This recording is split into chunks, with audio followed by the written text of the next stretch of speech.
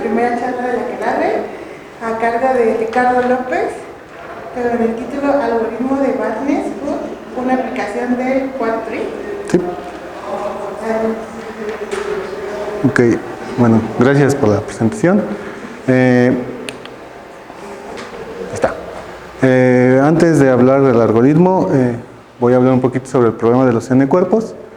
Es un problema de física, uno de los problemas más antiguos en física, y pues es principalmente estudiar el movimiento de partículas, la fuerza que ejercen las partículas entre ellas, bajo las leyes del movimiento de Newton.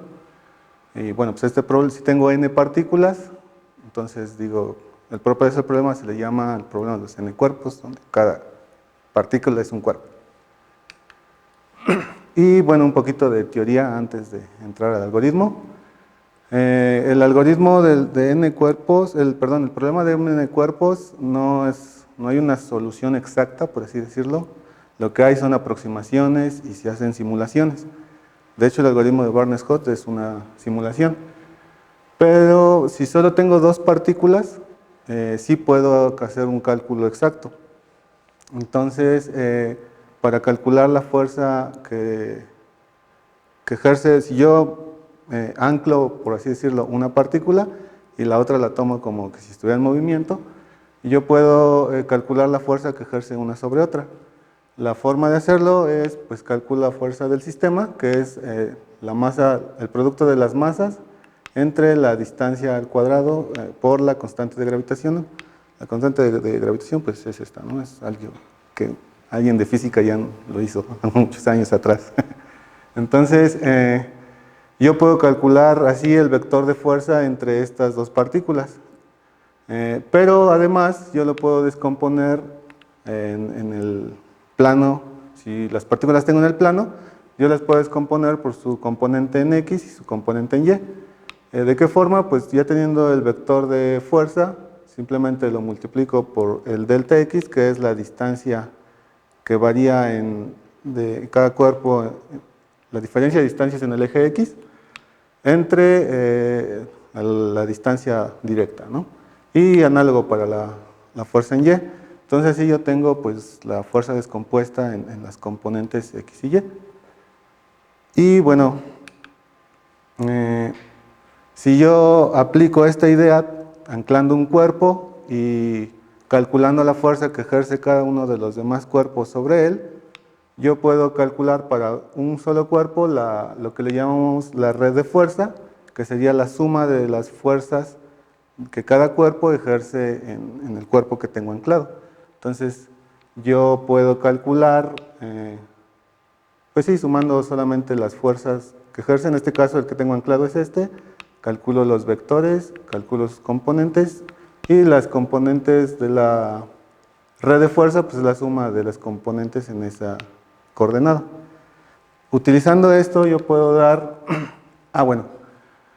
utilizando eso, puedo yo ya calcular para cada cuerpo la fuerza que las demás partículas ejercen sobre él. Pero lo que tendría que hacer es anclar una, calcular sus fuerzas, luego anclar la otra y calcular sus fuerzas, y así sucesivamente. Eso ese es el algoritmo de fuerza bruta, ahorita lo vamos a ver. Pero antes lo que me interesa es, pues, hacer la simulación de cómo se van moviendo mis partículas, ¿no? A partir del vector de fuerza yo puedo obtener también el vector de aceleración, que es la fuerza entre la masa. Masa es la masa total. Y a partir del vector de aceleración yo puedo obtener un vector de velocidad. Con este vector de velocidad yo puedo obtener un vector de una posición nueva. Como que primero fui de posición, calculé fuerzas, de la fuerza puedo calcular velocidad y aceleración, y luego voy para atrás, de la aceleración puedo calcular fuerza, velocidad, y de partir de la velocidad, posición. Y con esa ya puedo entonces yo crear la simulación. ¿Cuál es la desventaja?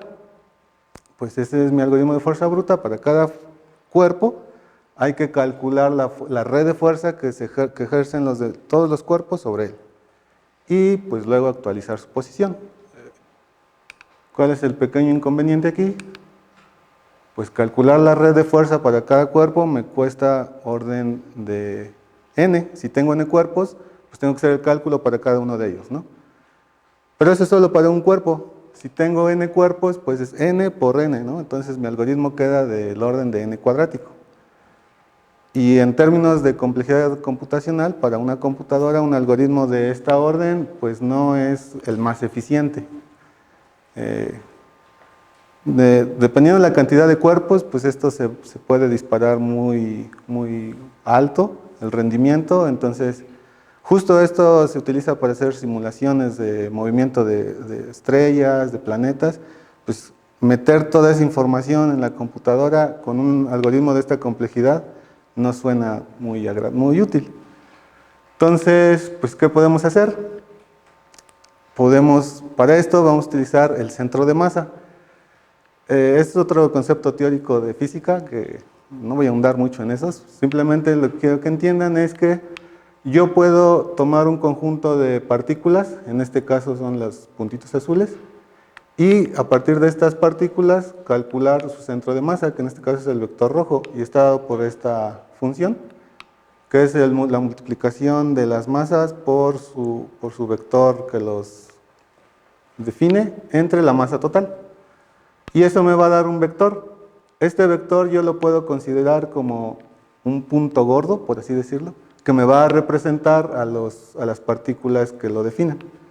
Entonces, la idea aquí es usar el centro de masa de un conjunto de partículas para calcular la fuerza que ese conjunto ejerce sobre la partícula que tengo anclada. Y ya no hacer el cálculo de cada cuerpo uno a uno, bueno, por parejas. Otra pregunta que surge es, pues, ¿cómo agrupo las partículas, no? Sí, la idea está chida, pero ahora, ¿cómo las tomo? Pues para eso vamos a utilizar, nos podemos auxiliar de una estructura de datos que se llama el quad-tree. El quad-tree es una estructura muy sencilla, es un árbol que cada nodo tiene 4 hijos. Y la idea es que si yo tengo el plano, lo primero que tenemos que hacer es, obviamente, pues discretizar el plano, ¿no? Porque pues tomar todo el plano es complicado. Discretizar el plano se refiere a encerrar todos mis puntos en un rectángulo y eso siempre se puede hacer de manera relativamente fácil. Y después divido mi plano en 4 cuadrantes. El cuadrante noroeste, noreste, suroeste y sureste. Donde cada nodo en mi árbol representa a cada uno de estos cuadrantes. Y esta partición se repite tanto yo lo necesite. Hasta que la idea es que en nuestro ejemplito, no cambió, en nuestro ejemplito quede solo una partícula en cada rectangulito. No me importa de qué tamaño sea el rectangulito. Lo único que quiero es que en cada rectangulito solo haya una partícula. Por ejemplo, aquí, bueno, es un poquito de las características de mi estructura.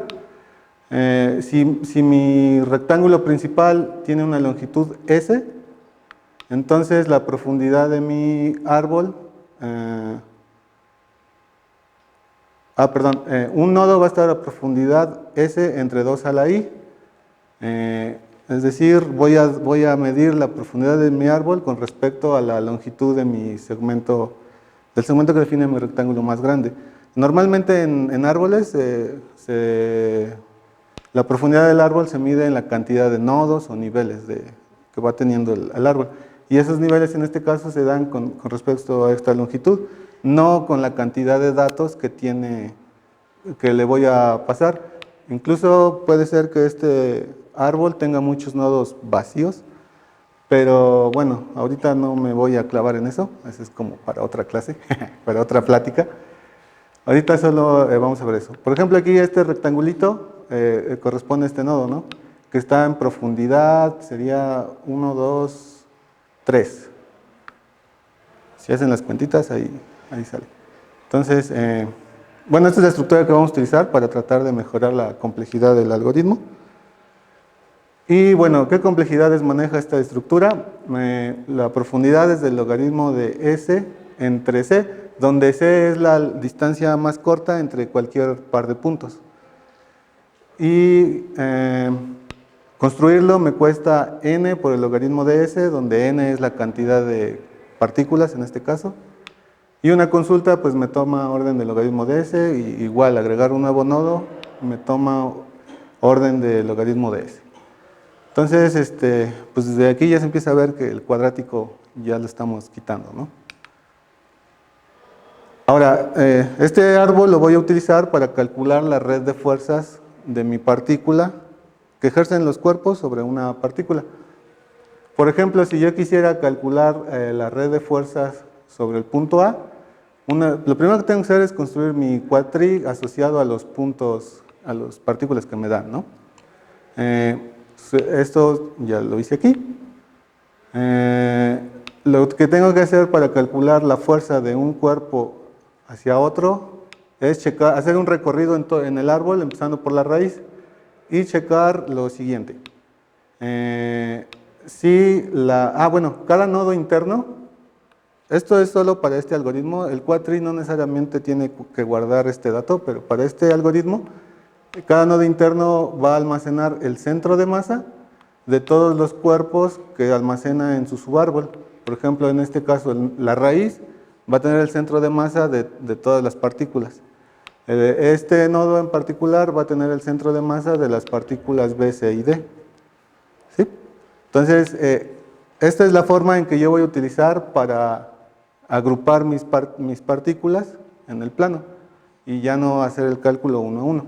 Entonces, pues, lo primero que hacemos es checar que la división entre mi distancia, el tamaño de mi partición en este nodo, en este caso, pues como es la raíz, mi partición, la longitud de mi rectángulo, pues es el principal, ¿no? Entonces, si supongo que mide 100 kilómetros este segmentito, lo que tengo que hacer es dividir esto entre la distancia del punto al que le quiero calcular su red de fuerza a el centro de masa, que es la información que guarda este nodo.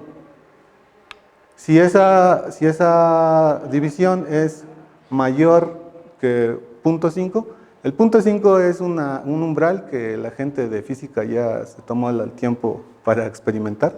Tú lo puedes mover a tu antojo, pero bueno, para hacer esta simulación se recomienda utilizar el 0.5, un dato experimental que alguien ya obtuvo. Entonces yo voy a utilizar ese. Entonces si esta división es mayor que 0.5, repetimos el proceso recursivamente en cada uno de sus hijos. En este caso, el siguiente nodo pues sería el nodo A. Pues el nodo A no ejerce ninguna fuerza sobre sí mismo, entonces ahí no hay que hacer nada, ¿no? Lo que sigue es este nodito. Este nodito representa esta sección. Entonces hago lo mismo, ¿no? Checo, pero lo que cambia es que justo esta sección ya no mide, este segmento ya no mide 100 kilómetros, ahora mide 50 kilómetros. La razón que voy a calcular es esa, 50 kilómetros entre la distancia del punto al centro de masa. Y bueno, esto otra vez es mayor que 0.5, se repite la búsqueda en sus hijos. Los hijos con tachecito pues son nodos vacíos, no hay nada. Lo que sigue es pues revisar este nodo, pero ahora la longitud del rectángulo que representa este nodo es de 25 kilómetros, ya no es de 50, porque ya lo fui partiendo. Entonces, la razón de 25 entre la distancia al centro de masa ahora es menor que 0.5.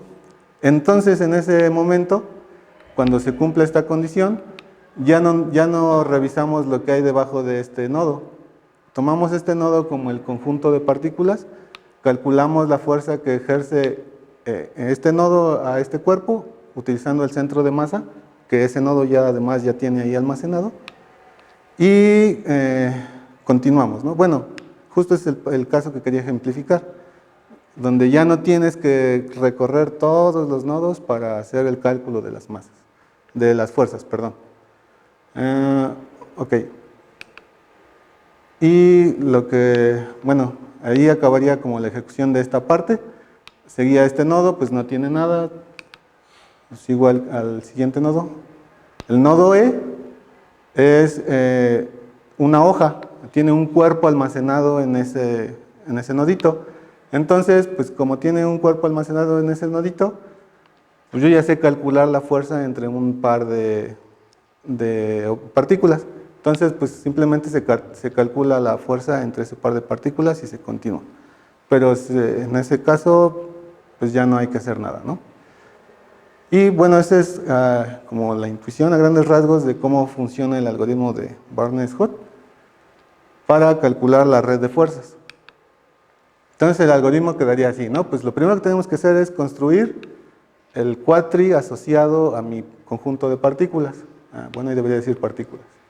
Para cada cuerpo, calculo la red de fuerza utilizando el quadtree, que es el proceso que les acabo de mencionar, y luego pues actualizo la posición, ¿no? Ya vimos que teniendo la fuerza puedo calcular la posición, calculando aceleración, velocidad y luego posición. ¿Qué complejidad me queda este algoritmo?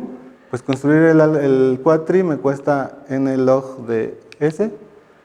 Calcular la red de fuerzas de un cuerpo me toma tiempo lineal porque lo que tengo que hacer es recorrer el árbol. En el peor de los casos tengo que recorrer pues, casi todo el árbol. Y bueno, esto queda de orden de n log s. O sea, una iteración de este algoritmo me cuesta n log s, que ya es menor que la complejidad de n cuadrado. ¿Aquí dudas? ¿No? Uy. Bueno, todo lo que hemos visto hasta ahorita ha sido para el plano, ¿no? Y pues como les dije al principio, esto se utiliza para hacer simulaciones de movimiento de estrellas y de planetas, ¿no?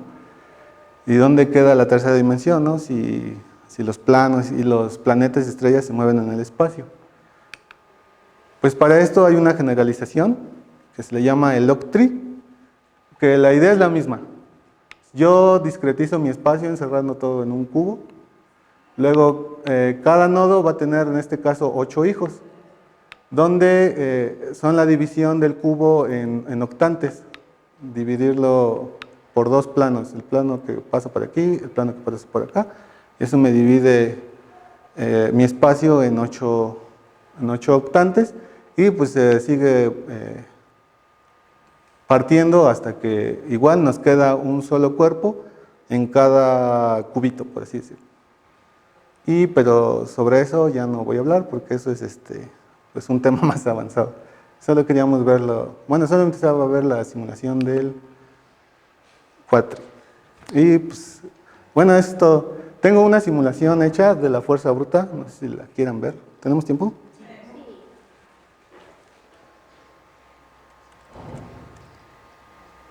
De hecho es...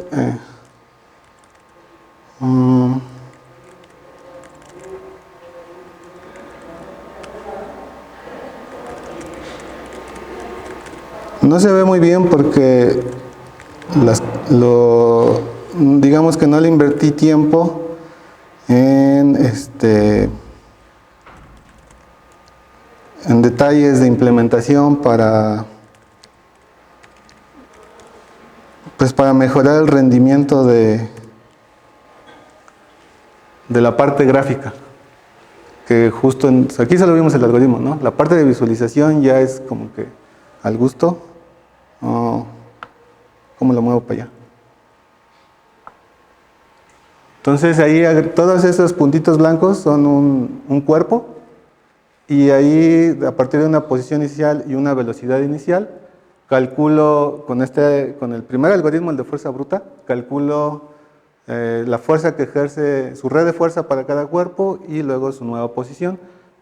Y entonces voy calculando una posición en cada lapso de tiempo. Y le digo, los detalles de la implementación de visualización son los que me faltan. Pero así se ven los puntitos. Y esa cosa que se ve en medio trata de simular un hoyo negro. ¿Sí? ¿En Java? Sí, el programa está hecho en Java. Y por eso te digo que no me metí en los detalles de la implementación. La verdad yo no soy muy ducho en Java, en gráficos de Java en particular. Pero bueno, así se ve, ¿no? Y ahí lo puedes dejar hasta que los puntos se los coma el hoyo negro o rebote, ¿no? No, en general esta simulación, ¿no? Porque esta trata de mostrar el comportamiento de cómo se van formando las galaxias. Por eso es que las galaxias tienen esta forma como de espiral. Así se van acomodando. Bueno, pero esos temas ya son de física que yo no domino al 100. Y pues ahora sí sería todo.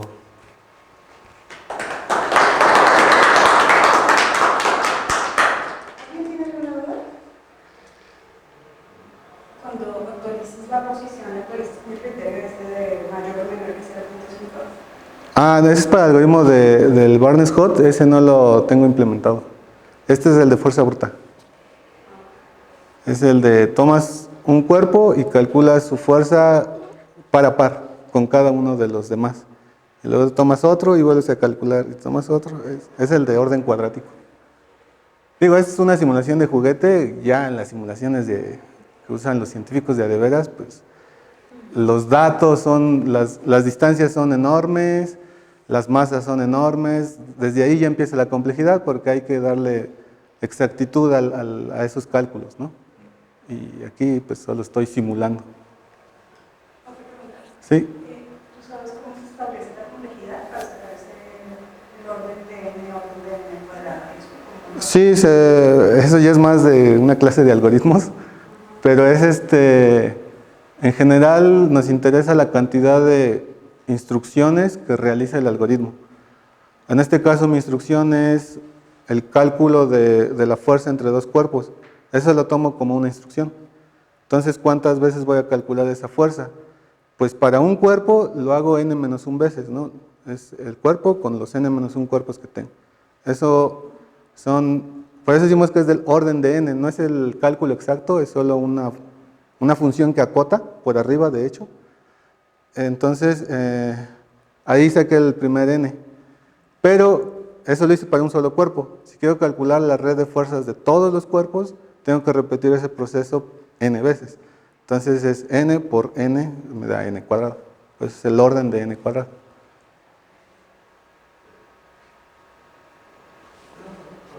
No sé si me puedes volver a mostrar una diapositiva de cuando tenías sobre el umbral de 0.5. Sí, voy a detener esto para que no se pasme mi compu.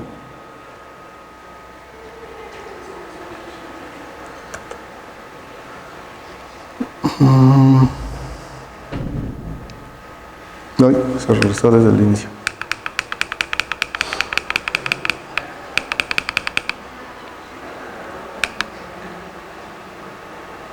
Bueno, el umbral era más adelante, ¿verdad?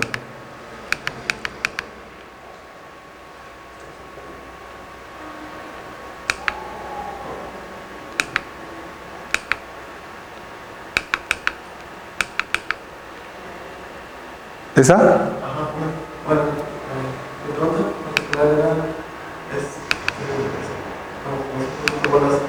el cociente que estás comparando con el 0.5, Ajá. lo de arriba es la distancia del cuadrito. Sí, esta distancia es la distancia que define tu rectangulito en el que representa tu... Esta es la distancia del punto al que estás calculando la fuerza al centro de masa que representa, al centro de masa de los cuerpos que están en este rectángulo. Este rectángulo está representado por este nodo y este nodo tiene almacenado el centro de masa de todos los cuerpos en el subárbol adyacente a él. Sí, esa es la parte de cómo le da un poquito la vuelta al cuadrático. O sea, pero entonces, digamos, este plot tree es como para calcular la red de fuerzas en A. Ajá. La quiero calcular en E. El quadtree es el mismo, lo que tienes que hacer es recorrerlo para otro cuerpo. Pero el quadtree es el mismo, para calcular la fuerza para los otros cuerpos es hacer otro recorrido. Más bien, perdón, si estoy mal si el punto N estuviera como más cerca, digamos, ¿Cuál? el punto N, Ajá. ahí como que está medio a la misma distancia del punto este de arriba, ¿no?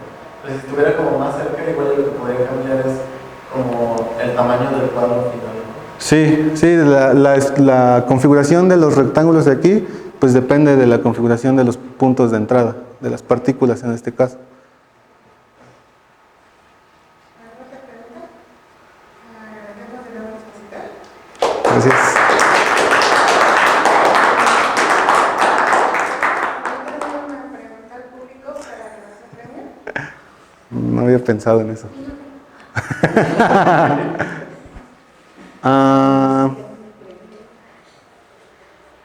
Una fácil. ¿De qué depende la profundidad del cuatri principalmente?